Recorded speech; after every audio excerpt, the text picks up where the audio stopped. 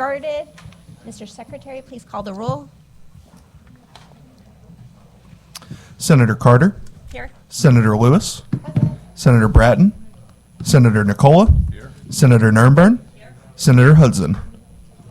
Quorum is established. Great. With quorum established, we are going to begin with hearing Senate Bill 926 and Senate Bill 946 by Senator Nurrenbern and Senator Williams. Begin when you're ready. Good morning, Madam Chair and members of the committee. For the record, I am State Senator Maggie Nurrenbern, representing the 17th Senatorial District in Clay County, here to present Senate Bill 26, and as the chair mentioned, Senator Williams has an identical bill, Senate Bill 946.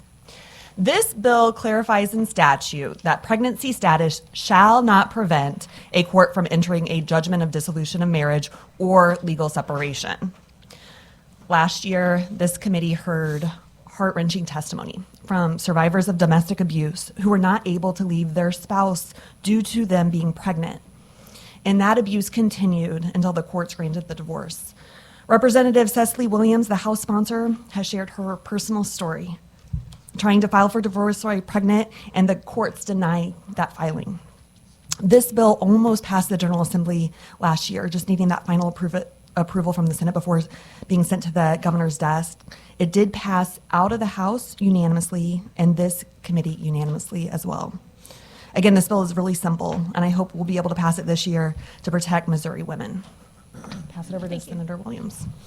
Good morning, committee, Madam Chair. I want to echo everything that Senator Nurrenbern said. It's a great bill. She's taking the lead on it. I'm proud to also file a bill, and I think it's really important that we get it done. Last year came really close. This year, let's get it across the finish line. No excuses. Thank you. Appreciate it.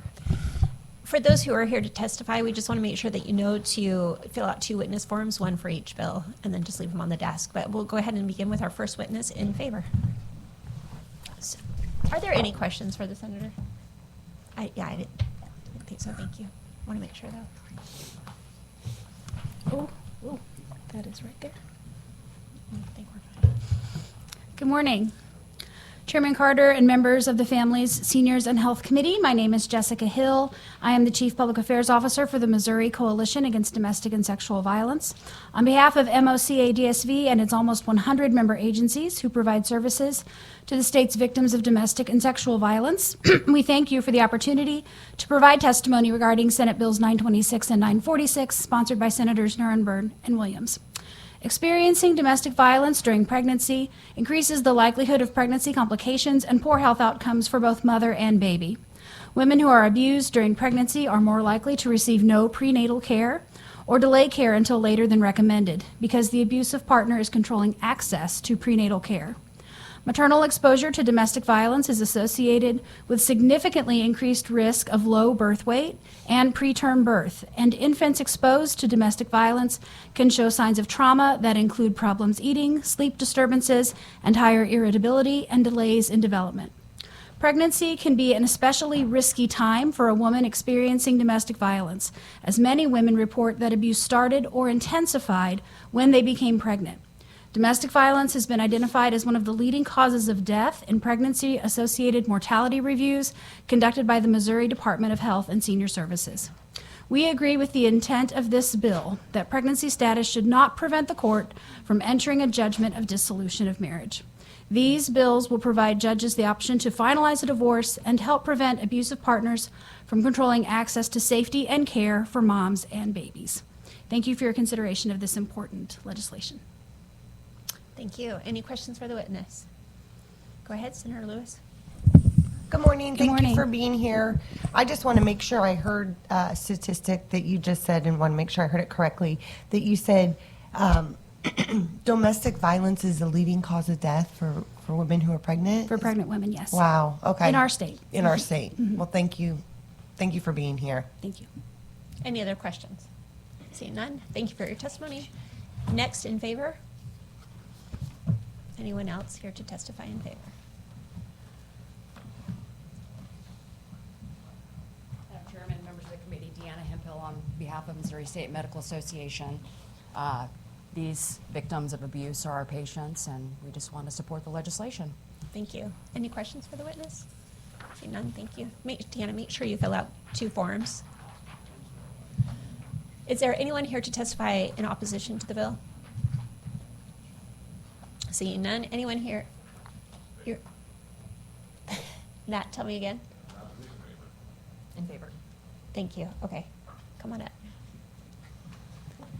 Were you distracted? Yeah, sorry. Madam Chair, members of the committee, Matt Thompson here on behalf of the National Association of Social Workers, Missouri chapter, to testify in favor of the bill. Thank you. We weren't sure if we were going to let you come up or not. Yeah, so- Wouldn't be the first thing. Thank you. Anyone else here to testify in favor? Going, gone. Thank you. Anyone here to testify in opposition? Going, gone. Very smart move. Anyone here to testify for informational purposes only? Thank you. Appreciate it.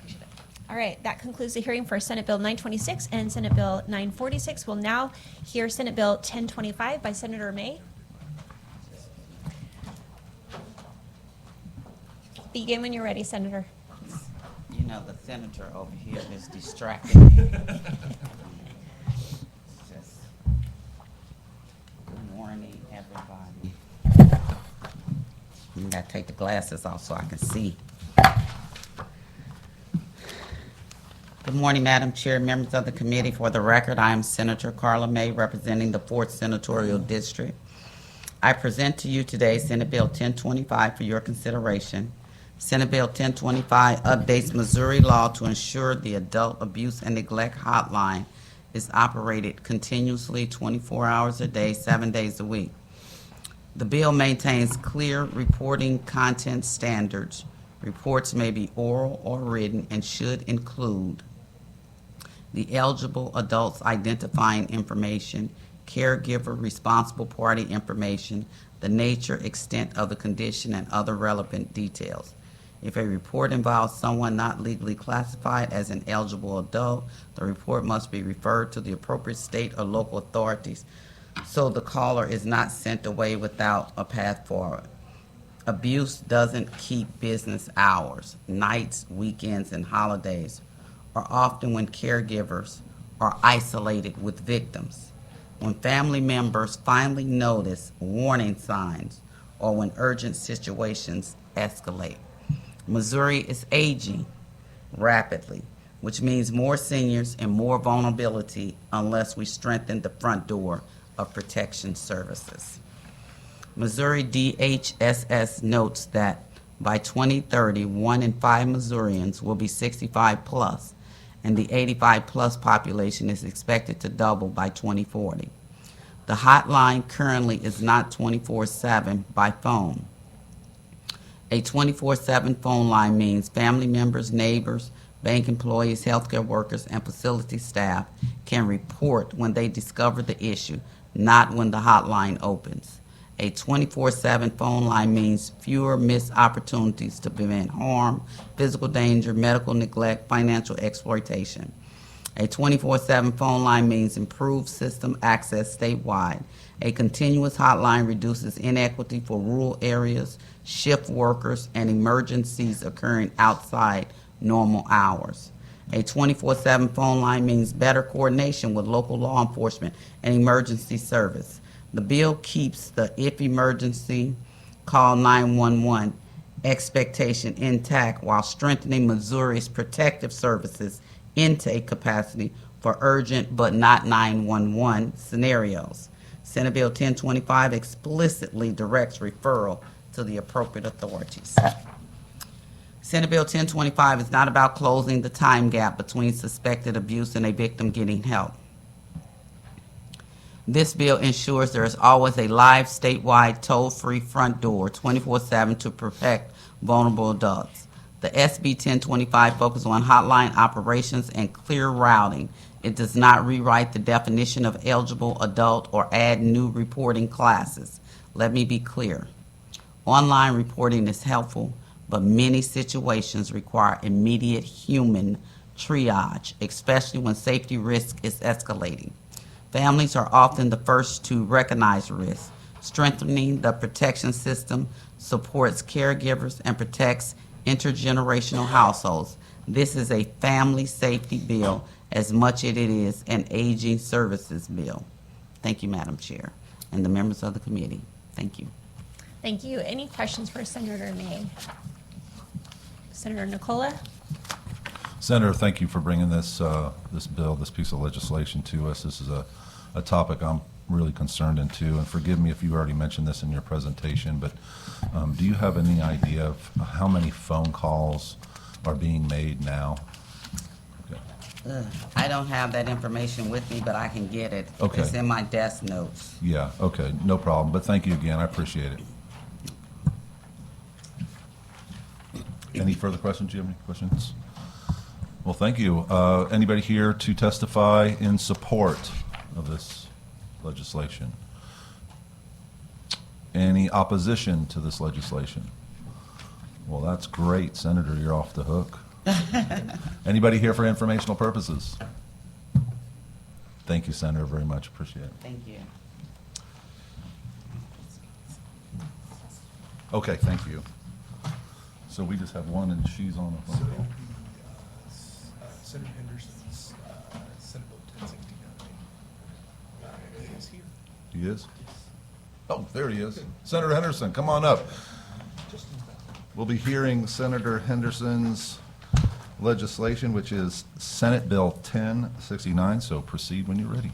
Mr. Chairman and committee member,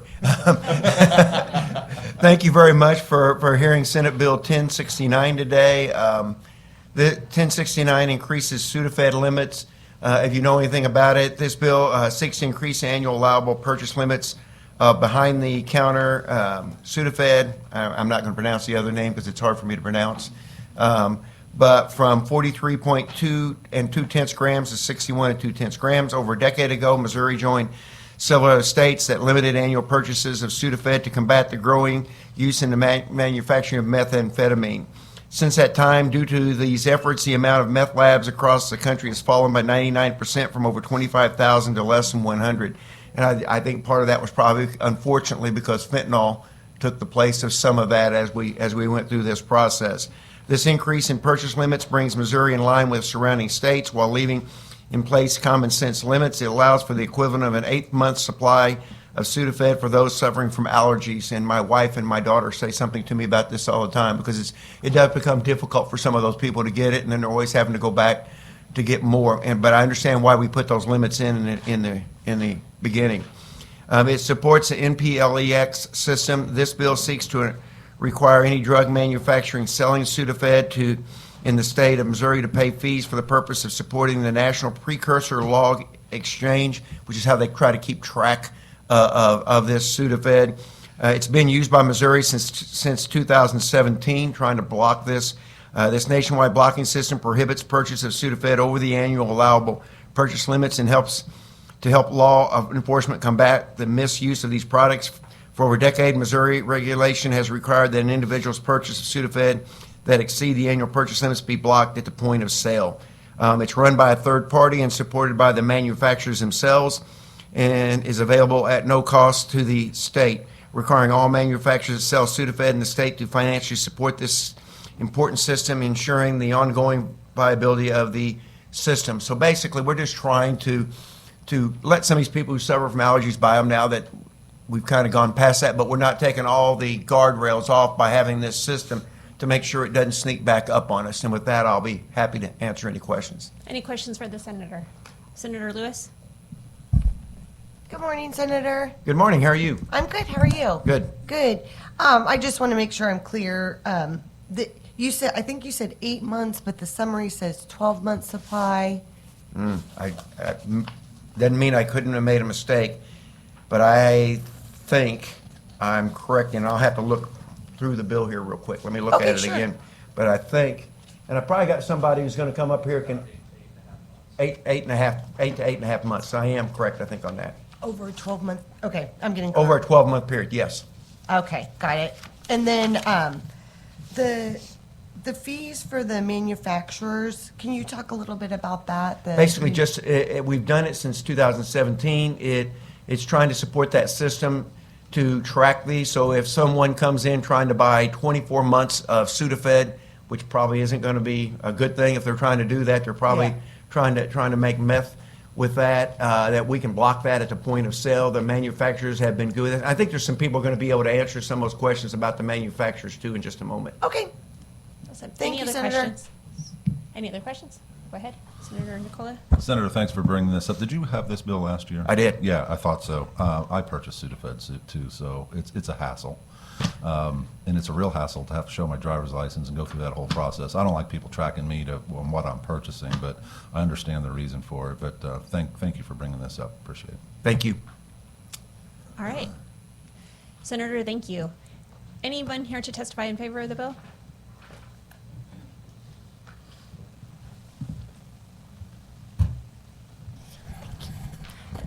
Madam Chair, members of the committee, Nikki Strong here on behalf of Haleon, and we testify in support of this bill the third year in a row now. Basically, all we're doing is we're just going to provide, as the senator said, some additional or increase the limit so that we can have some additional relief throughout the year to provide the subsidy. We're still way below the federal limits of what the federal limits are. And I think at this point in time, I'm not sure if Kentucky passed a law last year, but we were one of 3 of the most restrictive states in the country on the sale of this. So again, this is just to provide our allergies and cold sufferers, as you guys know, the capital funk that kind of goes around and we've all experienced probably in the past Not couple this year. weeks to help with that. Again, this has come out of this committee several times and has come across into this committee in omnibus bills the past couple years. So I'd be happy to answer any questions. Okay, any questions for the witness? Go ahead, Senator Lewis. So I want to just clarify like the fees, because it says on page 3, any manufacturer, let's see, any manufacturer of any compound, mixture, or preparation specified in this section that shall be sold in or into the state shall, on a monthly basis, pay fees. So this is a new fee. I think, is it a new fee or, I mean, this is new language. No, so. I'll elaborate a little bit, but I'll let the next witness kind of get into it a little bit more because I think they're going to do that. But this is already a process that's in place. The issue is that this is the method that you know, like when you go in and you sign in and you have to sign in, they track how much you're sold. Yeah. So not all of the manufacturers of this product, because you have all these generics, are paying into this system. Therefore, then the people who are, I think, are paying more. But I'll let the next witness discuss that just a little bit more. Okay. So it's not a new fee. Be ready. Thank you. Any other questions for the witness? Seeing none, appreciate your testimony. Next in favor?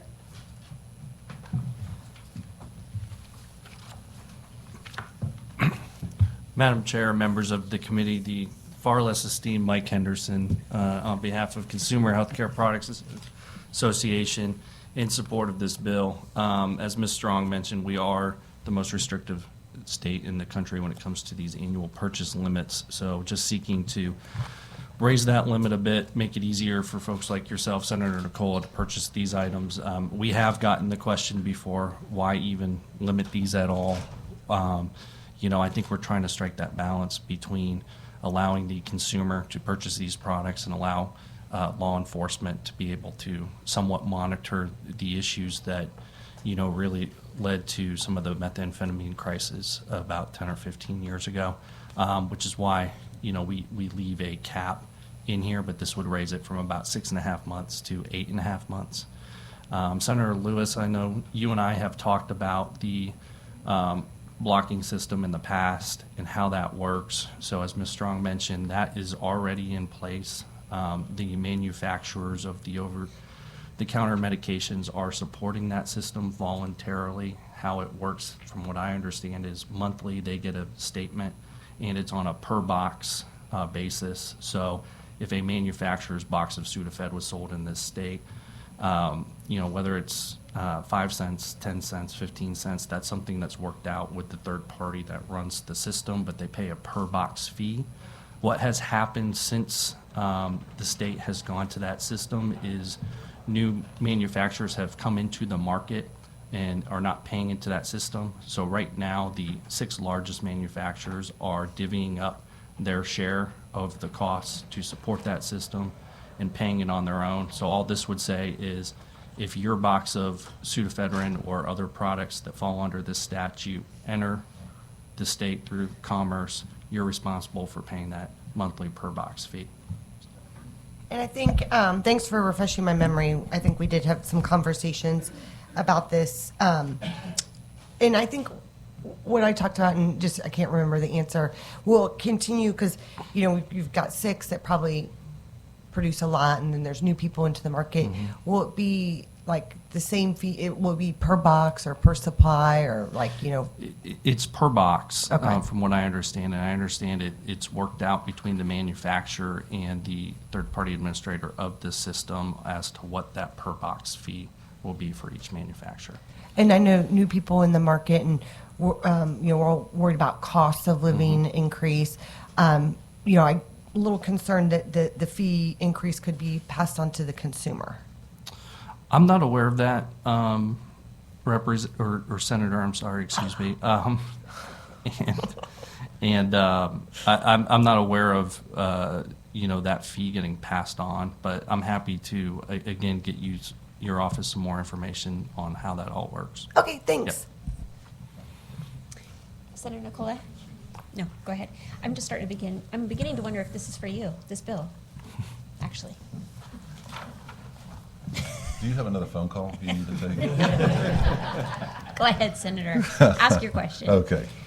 Thank you for this. I have a couple different questions. I think one of the reasons why Missouri had the most restrictive is a lot of meth was coming out of the state. I have a city that I represent that was referred to as the meth capital of the nation. Wait, that was my county. That's good. I'm glad. it shifted to yours. This might be written for you. So I'm just curious why you picked this limit and didn't go with the federal limit. So it's my understanding that the federal government has a daily limit and a monthly limit, but not an annual limit. Missouri, when they picked this limit on the statute, that was well before my time in the building, so I can't speak to why they picked that limit. I do know, I think at the time this was implemented, there was estimated to be about 25,000 meth labs nationwide, according to the federal government. Now we're well below 100. And so I think, obviously this has shown to be doing its job over the last decade or so. Right, yeah. I think like what Senator said, some of the drug choices have shifted as well. Yep, unfortunately, I think that's another reason as well. And this is nothing against the bill or anything, but again, I have serious issues of tracking my purchases, and now I have a real issue with paying to track my own purchases. So anyway, thank you very much. Thank you. Any other questions? Seeing none, appreciate Thanks. your testimony. Thank you. Anyone else here to testify in favor? You can pay. Thank you. Anyone here to testify in opposition? He's being rowdy. Anyone here to testify for informational purposes only? Thank you, Senator. Thank you. All right, that concludes the hearing for Senate Bill 1069, and we will next hear SJR 103 from Senator Carter. This is going to be good. I should have gone first.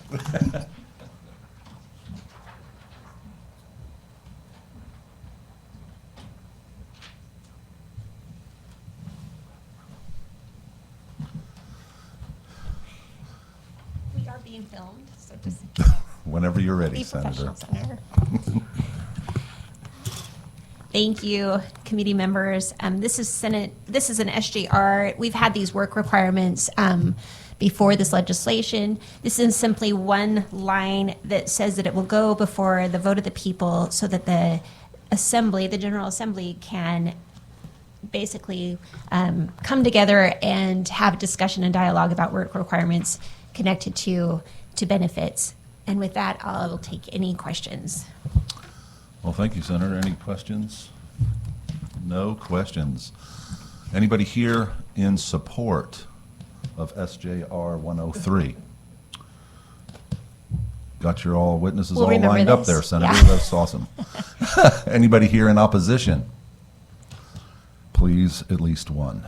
No, I'm just Oh, I nice. seeing Shannon. none. Anybody here for informational purposes only? Seeing none. Any last words you would like, Senator? No, this is great. Thank you for your time. Appreciate Thank it. you.